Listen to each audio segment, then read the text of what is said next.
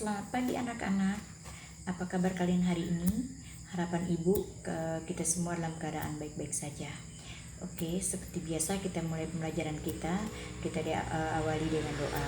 Ya, seperti biasa berdoa dengan abad sesuai dengan agama dan percayaan masing-masing. Nah, ibu mengecek kehadiran kalian, mengabsensi. Apakah kalian hadir semua pada hari ini? Oke. Kita masuk ke materi kita. Ibu akan menyampaikan tujuan pembelajaran kita hari ini, yaitu tema 3, materi peduli terhadap makhluk hidup, subtema 1, hewan dan tumbuhan di lingkungan rumahku. Di sekitar kita banyak terdapat tumbuhan, seperti tumbuhan padi, tumbuhan jagung, singkong, dan tentunya banyak lagi tumbuhan-tumbuhan yang lain yang ada di sekitar kita. Salah satu tumbuhan yang sangat penting yaitu padi. Padi adalah tanaman yang sangat penting bagi masyarakat Indonesia atau sangat penting bagi kita ya. Banyak penduduk Indonesia mengkonsumsi padi sebagai makanan pokok. Nah, padi dapat tumbuh di daerah panas dengan curah hujan tinggi. Daerah penghasil beras adalah seperti Karawang, Jawa Barat, Jawa Timur, Jawa Tengah, Sulawesi Selatan, dan Sumatera Utara. Salah satu daerah penghasil padi atau dikenal sebagai lumbung padi nasional adalah Karawang, Jawa Barat. Pertumbuhan padi dapat dibagi menjadi 3 tahap besar.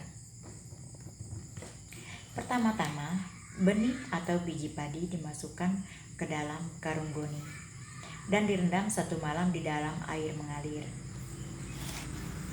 supaya perkecambahan padi terjadi bersamaan. Selanjutnya, benih-benih ditanam di lahan sementara.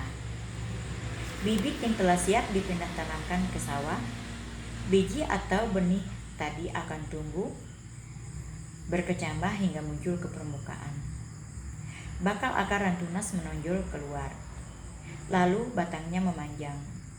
Petani juga mengairi, memberi pestisida dan pupuk pada tanaman padi.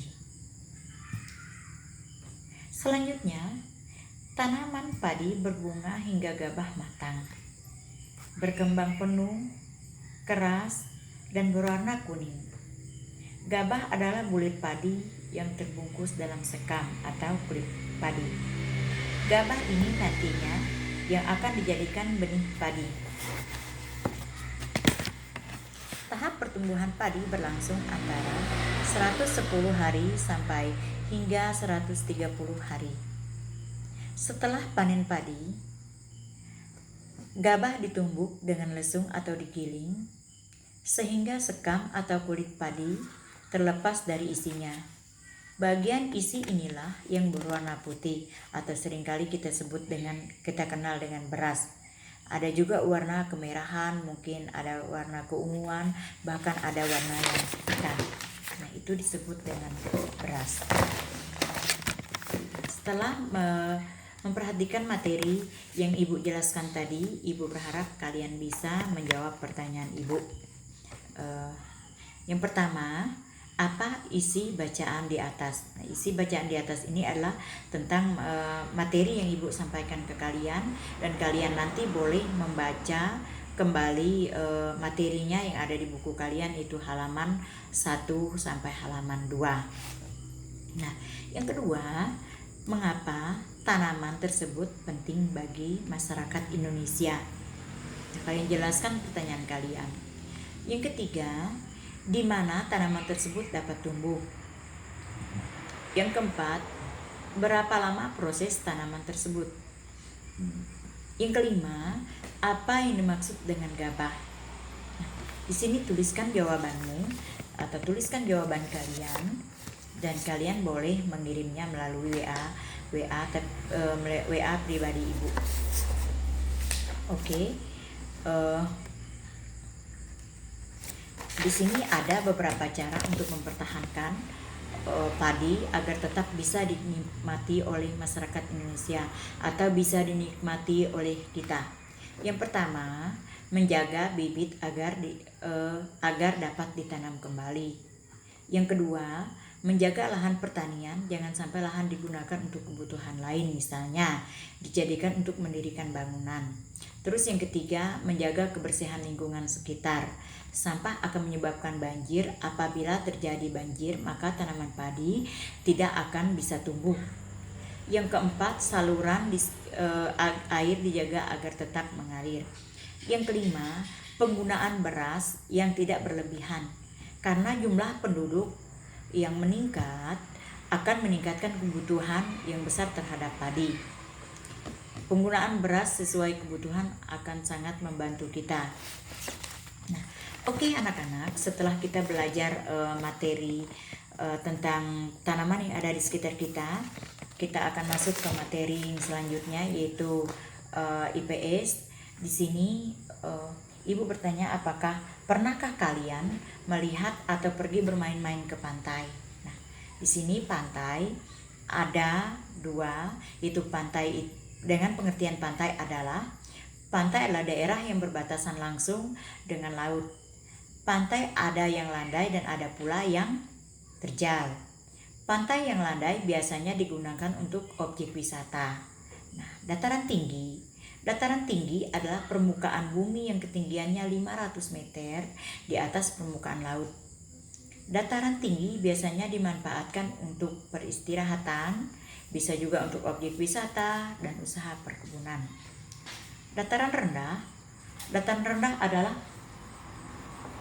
permukaan bumi yang datar hingga ketinggian kurang dari 200 meter dari atas permukaan laut. Pada umumnya, dataran rendah berada di sekitar pesisir pantai. Nah, dataran rendah ini berbeda dengan dataran tinggi. Kalau dataran tinggi tadi, yaitu ketinggiannya bisa mencapai 500 meter di atas permukaan laut. Sementara dataran rendah adalah dengan ketinggian kurang dari 200 meter dari atas permukaan laut. Nah, pada umumnya dataran rendah ini berada di sekitar pesisir pantai. Dataran rendah banyak digunakan untuk berbagai keperluan, diantaranya keperluan pertanian, peternakan, pertumbuhan dan industri, serta beberapa jenis kegiatan perkebunan seperti perkebunan kelapa dan tebu. Oke anak-anak, mungkin itu saja materi kita hari ini. Harapan ibu kalian nanti bisa membaca materinya di buku kalian, dan ibu juga akan mengirimkan materi kepada kalian melalui grup kita. Dan jangan lupa belajar, dan untuk mengakhiri pembelajaran kita, kita akan berdoa kembali sesuai dengan agama dan percayaan masing-masing. Oke. Terima kasih, selamat pagi, selamat belajar, dan selalu ibu ingatkan bahwa jangan lupa jaga kesehatan kalian, cuci tangan ketika berada di luar rumah, selalu menggunakan masker. Kita tetap menjaga dan kita tetap sesuai dengan protokol kesehatan. Terima kasih.